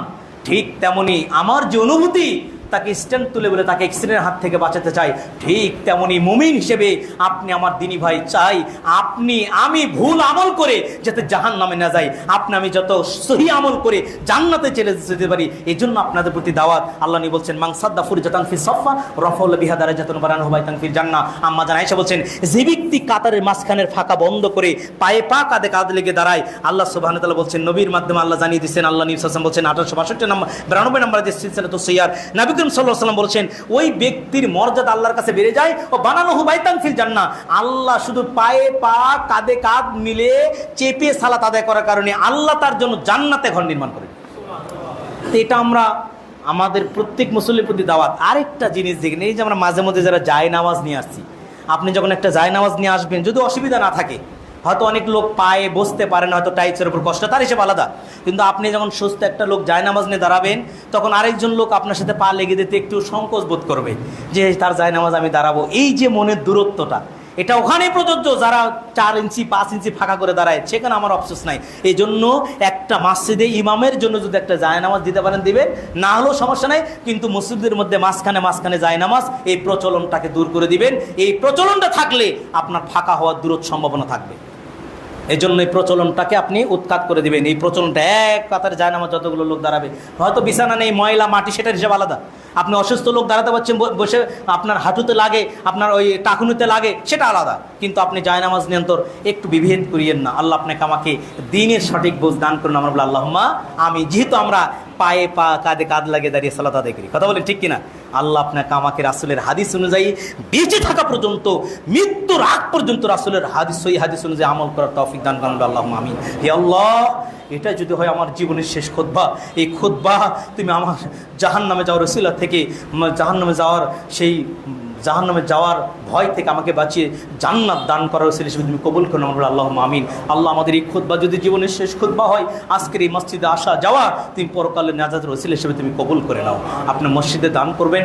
আজকে মাগরিবের পরে হালাকা রয়েছে, আসবেন ইনশাল্লাহ। গুরুত্বপূর্ণ একটা বিষয়ে মাগরিবের পরে 1 ঘন্টা খানিক আলোচনা হবে, চলে যাবেন ইনশাল্লাহ। আপনি আরেকটা কথা বলি, আজকে বিশেষ করে বেলা ডোবার আগ পর্যন্ত সবসময় দুরূদ ইব্রাহিম পাঠ করবেন। যত বেশি দুরূদ পাঠ করবেন তত বেশি ফজিলত। আল্লাহ তৌফিক দান করুন। আমরা বলি আল্লাহুম্মা আমিন। ভাষাগত ত্রুটির কারণে আমি ক্ষমা চাচ্ছি। আমার যদি কোনো কথার কারণে হৃদয়ে কষ্ট পেয়ে থাকেন, মাফ করে দিবেন। আর আমি যদি আপনাকে কোরআন এবং হাদিস বলি, if I speak to follow the holy Quran and সুন্নাহ, এই মাস্ট অফ মাই লেকচার। আমি যে কোরআন এবং হাদিস বলে আলোচনা করি, আপনাকে মানতে হবে। If you consider that you are a Muslim, যদি আপনি নিজেকে একজন মুসলিম দাবি করেন, আল্লাহ আপনাকে আমাকে মাফ করুন। আমরা বলি আল্লাহুম্মা আমিন। আলহামদুলিল্লাহ, আলহামদুলিল্লাহি কাফা ওয়া সালামুন আলা ইবাদিহিল্লাযীনা ইসতাফা, আম্মা বা'দ। আউযু বিল্লাহি মিনাশ শাইতানির রাজীম। ইন্নাল্লাহা ওয়া মালাইকাতাহু ইউসাল্লুনা আলান নাবী, ইয়া আইয়ুহাল্লাযীনা আমানু সাল্লু আলাইহি ওয়া সাল্লিমু তাসলিমা। দুরূদ ইব্রাহিম পড়ে আমরা সবাই চুপে চুপে আল্লাহুম্মা সাল্লি আলা মুহাম্মাদিন ওয়া আলা আলি মুহাম্মাদ কামা সাল্লাইতা আলা ইব্রাহিম ওয়া আলা আলি ইব্রাহিম ইন্নাকা হামিদুম মাজিদ।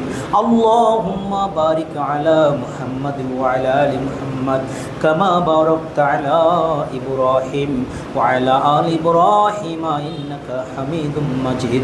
আল্লাহুম্মা আনসুর মান নাসারা দিনা মুহাম্মদ সাল্লাল্লাহু আলাইহি ওয়াসাল্লাম ওয়া লা তাজআলনা মিনহুম ইবাদুল্লাহ রাহিমাকুমুল্লাহ। ইন্নাল্লাহা ইয়া'মুরু বিল আদলি ওয়াল ইহসানি ওয়া ইতা'i যিল কুরবা ওয়া ইয়ানহানিল ফাহশাই ওয়াল মুনকারি ওয়াল বাগই ইয়াযকুম লাআল্লাকুম তাযাক্কারুন। ওয়াযকুরুল্লাহ ইয়াযকুরুকুম ওয়া ইয়াস্তাজিব লাকুম ওয়া লা যিকরুল্লাহি তাআলা হাম্মু ওয়া তাম্মু ওয়া হাম্মু ওয়া আকবার।